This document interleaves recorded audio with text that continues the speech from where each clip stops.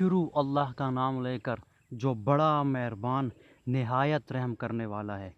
اور جب موسیٰ کا غصہ دور ہوا تو تورات کی تختیاں اٹھا لیں، اور جو کچھ ان میں لکھا تھا وہ ان لوگوں کے لیے جو اپنے رب سے ڈرتے ہیں ہدایت اور رحمت تھی۔ اور موسیٰ نے اس میعاد پر جو ہم نے مقرر کی تھی اپنے قوم کے 70 آدمی منتخب کر کے کوہ طور پر حاضر کیے۔ جب ان کو زلزلے نے پکڑا تو موسیٰ نے کہا کہ اے پروردگار، اگر تو چاہتا تو ان کو اور مجھ کو پہلے ہی سے ہلاک کر دیتا۔ کیا تو اس فعل کی سزا میں جو ہم میں سے بے عقل لوگوں نے کیا ہے ہمیں ہلاک کر دے گا؟ یہ تو تیری آزمائش ہے، اس سے تو جس کو چاہے گمراہ کرے اور جسے چاہے ہدایت بخشے۔ تو ہی ہمارا کارساز ہے، تو ہمیں ہمارے گناہ بخش دے اور ہم پر رحم کر، اور تو سب سے بہتر بخشنے والا ہے۔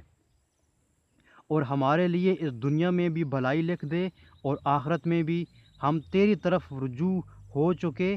فرمایا کہ جو میرا عذاب ہے اسے تو جس پر چاہتا ہوں نازل کرتا ہوں، اور جو میری رحمت ہے وہ ہر چیز کو شامل ہے۔ میں اس کو ان لوگوں کے لیے لکھ دوں گا جو پرہیزگاری کرتے ہیں اور زکوٰۃ دیتے ہیں اور ہماری آیاتوں پر ایمان رکھتے ہیں۔ وہ جو محمد صلی اللہ علیہ وسلم رسول اللہ کی جو نبی امی ہیں پیروی کرتے ہیں، جن کے اوصاف کو وہ اپنے ہاتھ تورات اور انجیل میں لکھا ہوا پاتے ہیں، وہ انہیں نیک کام کا حکم دیتے ہیں اور برے کام سے روکتے ہیں، اور پاک چیزوں کو ان کے لیے حلال کرتے ہیں اور ناپاک چیزوں کو ان پر حرام ٹھہراتے ہیں، اور ان پر سے بوجھ اور توق جو ان کے سر پر اور گلے میں تھے اتارتے ہیں۔ تو جو لوگ ان پر ایمان لائے اور ان کی رفاقت کی اور انہیں مدد دی، اور جو نور ان کے ساتھ نازل ہوا ہے اس کی پیروی کی، وہی مراد پانے والے ہیں۔ اے محمد صلی اللہ علیہ وسلم، کہہ دو کہ لوگو، میں تم سب کی طرف اللہ کا بھیجا ہوا ہوں، یعنی اس کا رسول ہوں۔ وہ جو آسمانوں اور زمین کا بادشاہ ہے، اس کے سوا کوئی معبود نہیں، وہی زندگانی بخشتا ہے اور وہی موت دیتا ہے۔ تو اللہ پر اور اس کے رسول پیغمبر امی پر جو اللہ پر اور اس کے تمام کلام پر ایمان رکھتے ہیں ایمان لاؤ اور ان کی پیروی کرو تاکہ ہدایت پاؤ۔ اور قوم موسیٰ میں کچھ لوگ ایسے بھی ہیں جو حق کا راستہ بتاتے ہیں اور اسی کے ساتھ انصاف کرتے ہیں، اور ہم نے ان کو یعنی بنی اسرائیل کو الگ الگ کر کے 12 قبیلے اور بڑی بڑی جماعتیں بنا دیا۔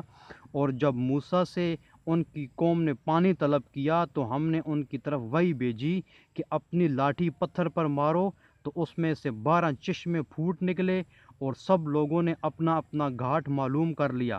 اور ہم نے ان کے سروں پر بادل کو سائباں بنائے رکھا اور ان پر من اور سلوہ اتارتے رہے، اور ان سے کہا کہ جو پاکیزہ چیزیں ہم تمہیں دیتے ہیں انہیں کھاؤ۔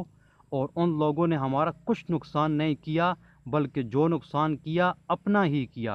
اور یاد کرو جب ان سے کہا گیا کہ شہر میں سکونت اختیار کر لو، اور اس میں جہاں سے جی چائے کھانا پینا، اور وہاں شہر میں جانا تو خطتن کہنا، اور دروازے میں داخل ہونا تو سجدہ کرنا، ہم تمہارے گناہ معاف کر دیں گے اور نیکی کرنے والوں کو اور زیادہ دیں گے۔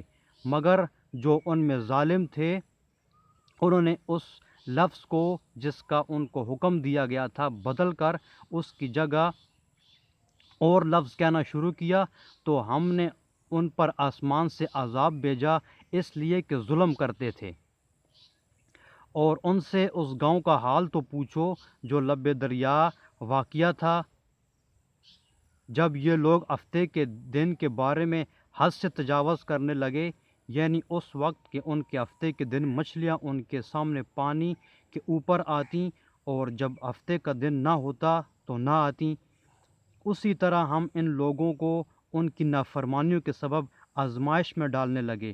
اور جب ان میں سے ایک جماعت نے کہا کہ تم ایسے لوگوں کو کیوں نصیحت کرتے ہو جن کو اللہ ہلاک کرنے والا یا سخت سزا دینے والا ہے، تو انہوں نے کہا اس لیے کہ تمہارے پروردگار کے سامنے